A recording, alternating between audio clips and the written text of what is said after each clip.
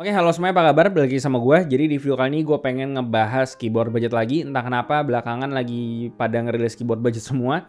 Dan keyboard ini namanya adalah Vortex Series Sera Series 87, yang dimana ini budgetnya masih di 500 ribuan. Dan keyboard ini adalah salah satu keyboard yang cukup menarik di penghujung tahun 2023 ini. Dan langsung aja gue bahas kira-kira ini keyboard semenarik apa, apakah ini worth it dan sebagainya, ya langsung aja gue bahas. Nah, yang pertama buat layoutnya, dia ini layoutnya itu TKL, dan mengingat di zaman sekarang ini keyboard dengan layout 75 itu lagi lumayan populer, mungkin banyak yang demen gitu ya.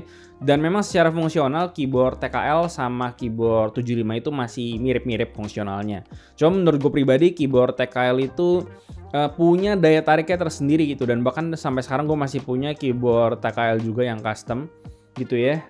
Dan mengingat juga bahwa Vortex Series itu terakhir keyboard TKL-nya itu adalah Vortex Series VX7, yang dimana minimal setelah itu masih belum rilis lagi sampai sekarang. Dan bisa dibilang layout yang 65-nya mereka sama 75-nya itu rilisnya lebih cepet lah perubahannya atau refreshment-nya dibandingkan layout TKL-nya. Jadi ya bisa dibilang ini sebagai refreshment atau penyegaran, karena biar nggak bosan aja sama layout 65 sama 75 ya rilis mulu gitu. Nah, mereka itu udah ngerilis 3 varian warna. Yang pertama itu ada bronze, dia warna beige sama coklat gitu. Selain itu juga ada versi yang warna bloom, dia itu warnanya hitam, abu sama aksen pink. Selain itu juga ada varian yang warna arctic, jadi itu dia hitam, abu sama warna hijau toska gitu. Nah, secara desain menurut gue dia ini cukup menarik karena di bagian pinggir-pinggir case-nya itu ada kayak semacam potongan-potongan gitu, jadi nggak terlalu polos-polos kotak banget.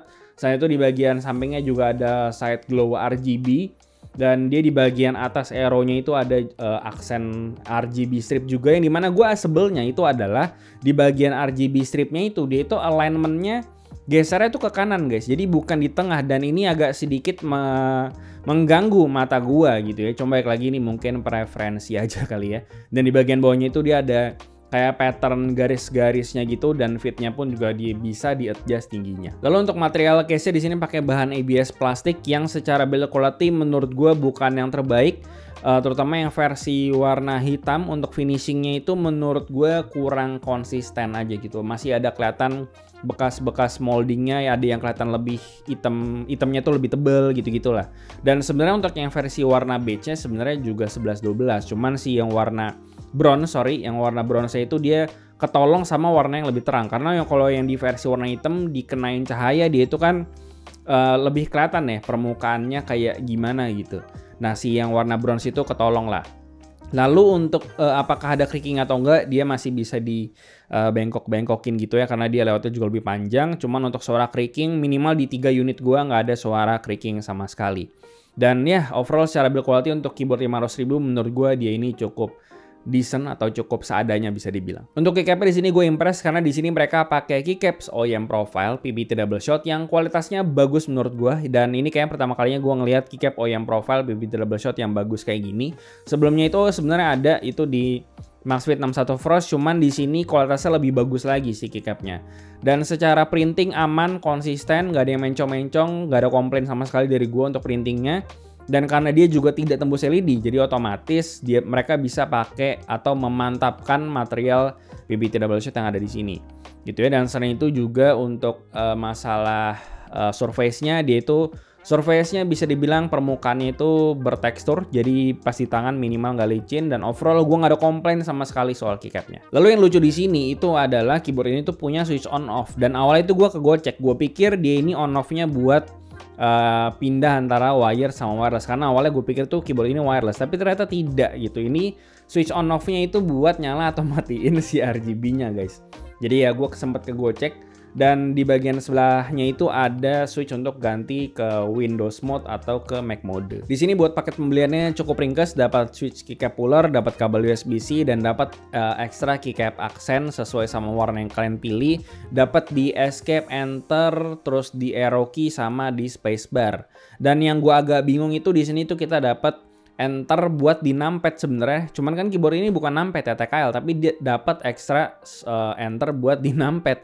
Gue nggak tahu nih buat apa, mungkin Easter egg, gue juga nggak tahu. Lalu buat switch bawaannya itu ada 3 varian. Yang pertama itu ada Otemu Jet White Linear, ada Huano Red Linear, sama Huano Brown Tactile.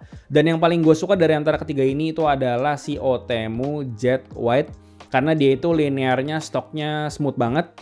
Dan selain itu dia tuh juga pakai long spring, jadi dia ngasih feel snappy dikit, nendang dikit gitu si springnya. Dan selain itu dia juga long pole, jadi bisa kasih suara yang jedor-jedor gitu ya.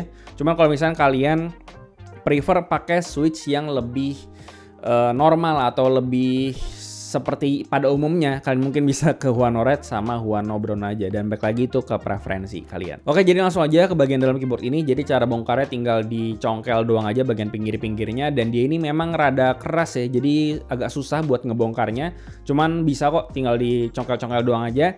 Dan untuk bahan plate sendiri, dia ini pakai bahan polikarbonat, dan dia itu sistem gasket mountnya dia itu mengingatkan gue dengan sistem gasket mount yang ada di QK65 sama kayak yang ada di Tiger 80 Lite. Jadi itu dia pakai kayak semacam lift, dan nanti si liftnya itu bakal dimasukin gasket silikon buat jadi ya si mounting pointnya. Dan dengan desain kayak gini kita bisa expect tapping feel yang soft dan juga mental-mentul. Selain itu di bagian plate pun juga ada flex cutnya, cuman bagian flex cut ini tuh dia flex cutnya pendek-pendek ya, jadi mungkin kayak cuman 2 key atau 3 key doang yang dikasih flex cut gitu.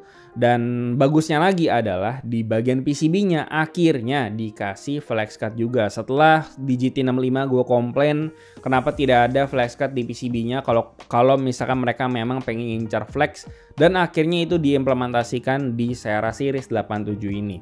Jadi si flex cut di PCB-nya itu dia horizontal memanjang dan per kolom. Jadi kita bisa expect per kolomnya itu dia flexnya masing-masing gitu ya, bukan kayak kalian teken pakai tangan sekenceng-kencengnya terus dia turun ke bawah, enggak. Tapi dia per kolomnya berasa flexnya guys. Dan akhirnya dengan desain internal yang kayak gini, akhirnya bisa ngasih tapping feel yang soft dan juga fleksibel dan juga mental-mentul akhirnya gitu ya. Dan secara bottom out pun dia bottom outnya tuh nggak mati ya, jadi tuh bottom outnya tuh berasa gitu di ujung jari kayak kita lagi ngetik biasa. Jadi itu dia soft tapi nggak yang soft banget, dan malah dia berasa flex atau mental-mentul.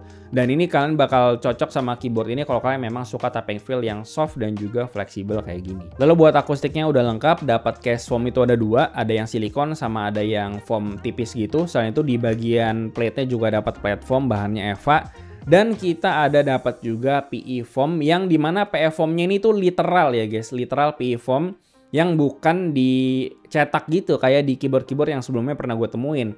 Jadi itu dia PE foam, terus kayak udah ada lobang 2 biji karena kebetulan semua switch yang ini tuh kan 3 pin doang, dan dia tuh udah kayak terbolongi gitu. Dan sebenarnya karena si hotshot socketnya ini 5 pin, jadi kan nggak perlu khawatir kalau kalian punya switch 5 pin atau kalian pengen pakai switch 5 pin, kalian tinggal colok aja, nggak perlu di apa-apain, nggak ribet kok, tinggal dimasukin aja, udah masuk, kelar, dia udah langsung bolong sendiri. Dan dengan solusi akustik yang seperti ini, suaranya itu tentu saja sudah menghasilkan suara yang talky, poppy, dan juga creamy guys. Cuman ya poppy sama creamy gue jujur nggak tahu definisinya kayak gimana, karena itu istilah baru munculnya belakangan-belakangan ini doang. Cuman in general dia ini suaranya udah talky, apalagi yang di Otemu Jet White itu suaranya talky brutal ya, tobrut gitu. Dan kalau kalian suka sama karakter suara yang talky brutal kayak gini, kalian silahkan pilih yang si Otemu Jet White aja, karena suaranya sangat mantap buat talky-talkyan gitu ya. Sementara buat yang Huano Red sama yang Huano Brown suaranya itu lebih kalem karena dia itu nggak long pole. Lalu buat stabilizernya dia itu plate mount dan dia itu sudah preloop, dan bahkan Vortex Series bilang free rattle gitu ya. Dan kebetulan di unit gue tiga-tiganya semuanya tidak ada yang rattle, cuman ya baik lagi namanya juga preloop, mungkin gacha, dan jangan masukin ekspektasi kalian ketinggian karena gue jujur aja nggak yakin bahwa preloop stabilizer itu bisa konsisten semua unitnya. Dan buat kalian penasaran sama suaranya, silahkan dengerin sendiri.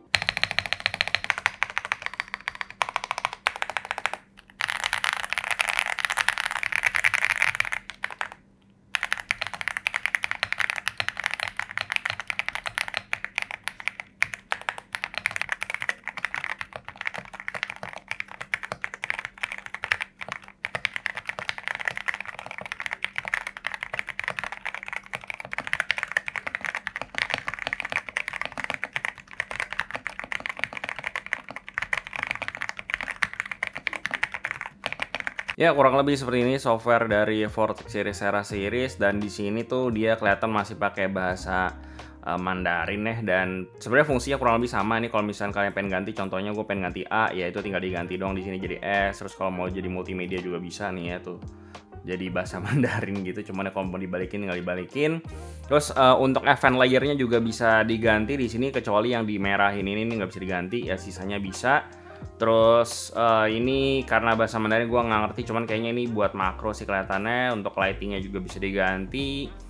Terus ya kurang lebih seperti itu, ada fungsi musiknya juga, dan gue berharap sih kedepannya mereka ngerilis versi yang bahasa Inggrisnya lah minimal, biar lebih gampang dimengerti. Karena kalau kayak begini pun ya gue juga nggak ngerti ini apaan fungsinya. Oke, yang terakhir buat kesimpulannya, hal yang paling menonjol dari Vortex Series Sera Series 87 ini itu adalah karakter suaranya yang out of the box langsung Toki gitu ya, nggak perlu diapa-apain udah langsung Toki. Dan kalau kalian suka sama Toki ya kalian pasti bakal suka. Dan kalau kalian demen sama karakter typing feel yang soft dan juga fleksibel mental-mentul, gue yakin kalian bakal suka.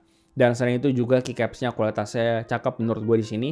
Dan paling minusnya yaitu cuman di build quality-nya aja menurut gue. Dan paling minornya adalah yaitu RGB strip tadi yang terlalu align ke kanan gitu ya. Cuman ya itu mungkin preferensi aja. Dan dengan kombinasi resep akustiknya tadi, menurut gue mereka udah bisa achieve karakter suara yang Toki Wopi creamy, dan eksekusinya menurut gue sangat baik. Dan selain itu juga dari segi tapping feel, dengan semua kombinasi switch yang dipakai, keycap yang dipakai, terus juga desain internal yang seperti ini, mereka akhirnya berhasil membuat keyboard yang soft dan juga flex. Karena di GT65 yang lalu kurang kurang sempurna menurut gue, dan disempurnakan di keyboard ini. Jadi ya gue sangat apresiasi effortnya mereka buat bikin si Sera Series 87 ini. Dan ya overall yang terakhir, paling kalau misalnya kalian lagi nyari keyboard TKL yang di bawah sejuta, terutama di 500.000, memang di akhir penghujung 2023 ini tuh jarang banget ada keyboard gasket TKL lagi kan di bawah sejuta. Dan gua rasa Sera Series 87 ini cuman ini doang kayaknya adanya. Dan kalau kalian memang cari keyboard TKL, gasket, tapping feel soft fleksibel, Toki lagi kan, keycapnya bagus, ya gua rasa ini doang sih pilihannya buat sekarang ini ya. Dan ya kebalikannya, kalau kalian memang suka karakter tapping feel yang solid, terus juga suka kleki, ya ini kalian ya mungkin tidak akan suka ini. Jadi ya gua rasa itu aja yang bisa gue bahas soal Vortex Series Sera Series 87 ini. Seperti biasa, kasih gimana pendapat kalian di bawah. Like dan share jika bermanfaat. Follow semua sosial media kami dan join komunitas kami juga di Discord. Semua linknya ada di bawah. Yang terakhir jangan lupa untuk subscribe. Gue Luis dari Kerangin TKD. Sampai jumpa di video berikutnya. Semoga ke record ya.